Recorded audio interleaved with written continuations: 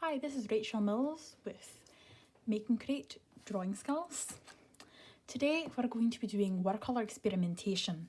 If you don't have watercolour but you have some other kind of paint that will be able to water down with lots of water, you can try some experimentation with that. It won't be quite watercolour, but it could be something that could work. So, I have my palette out today, which I've had since I was about 13 years old.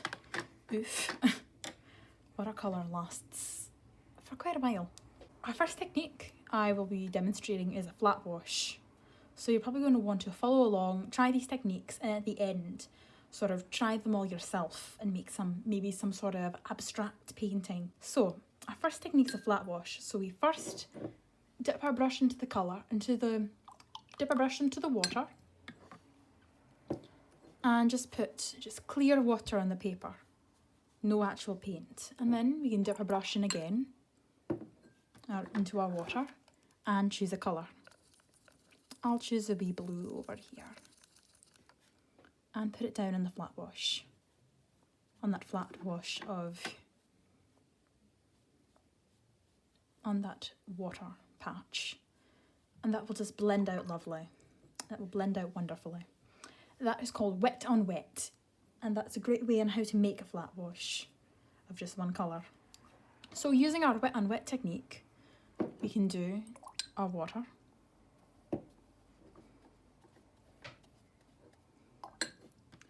And one colour.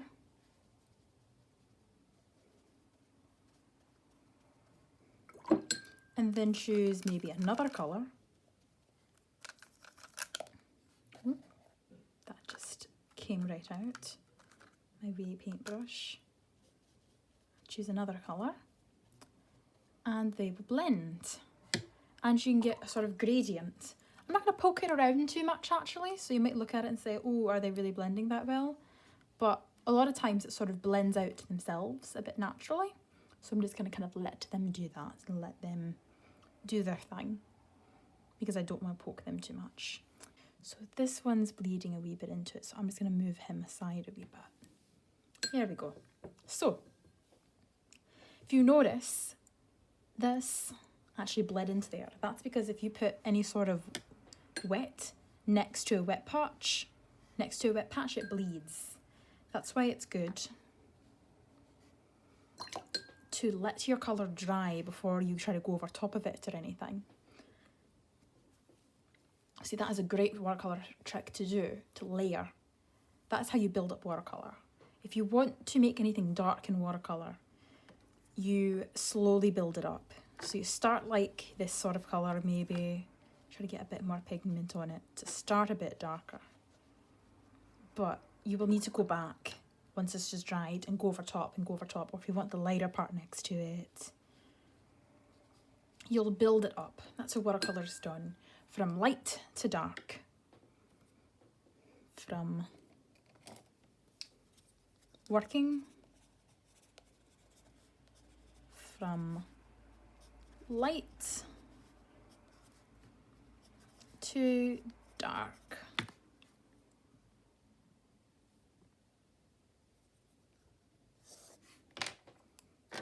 And then over here, I can slowly build up some colour over some time.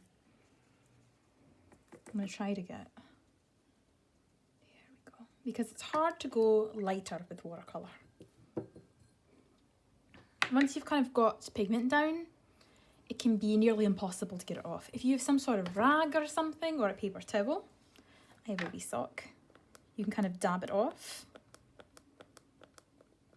and try to bring back some of the lightness, but you're never going to be able to get it back to this 100% white. It's going to be quite hard to do that. So it's best to always work light to dark. So now that we've done wet on wet, I think we should try making some blooms. So you do your wet on wet technique again. See, that's the thing, my water has gotten a little bit dirty now.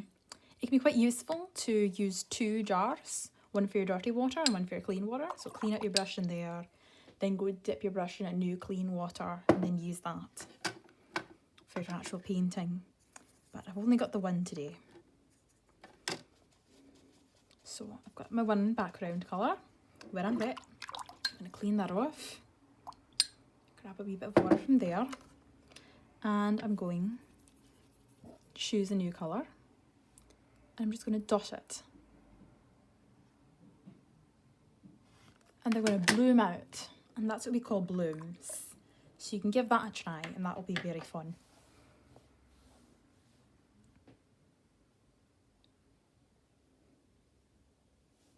Another technique is dry brush. So to make sure our brush is pretty dry, get a bit of pigment on it. See, this has already been activated with a bit of water from before, but if I wanted to try to activate a whole new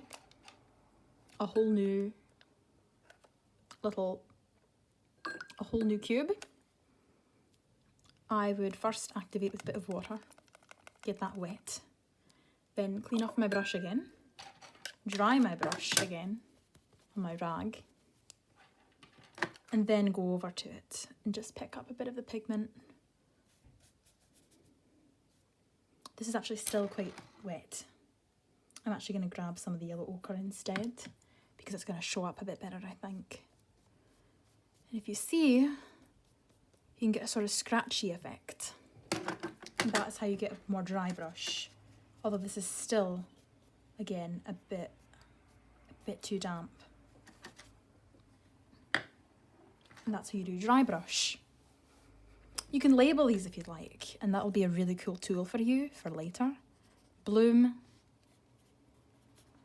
dry brush, gradient, wet on wet. Should always remember to use water first in watercolour. It's called watercolour for a reason. You start with your water and then you add your colour. So, I'm going to pause. So, the last technique I'm going to show you is a fun one. If you have any salt around, I'm just going to wet and wet this.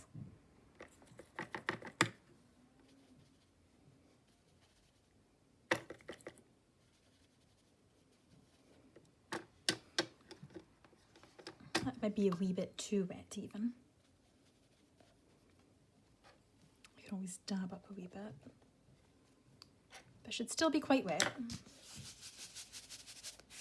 And you have a bit of salt.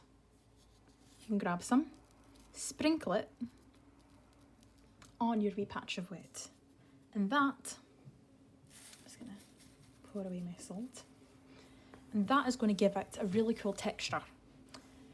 So once you've tried that and it dries off, you'll be able to hold it up and all the salt will fall off of it and you'll be able to brush it off. But you should wait until it's absolutely dry before you try to brush it off. So, the last thing I'm going to get you to do before you go into your abstract using all these techniques is to do a value scale. So, you should start with your wet on wet technique, like your gradient, and then start with one colour and get it as dark as possible as you can possibly get it. And then bring it over and blend it out until you get it white. So if you remember from our value unit, the value scale,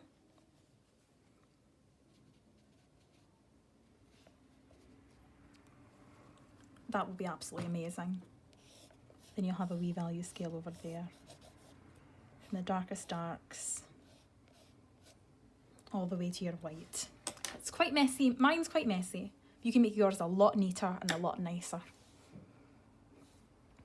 So now that you know all that, and if you remember that you can in fact layer over top dry things, like let's say this area, glaze as we call that. Just make sure it's absolutely dry and try to do a wee glaze over it. Then you are fully prepared to go do your abstract painting. Looking forward to seeing that. Have a good week. Take care. I'll see you next week.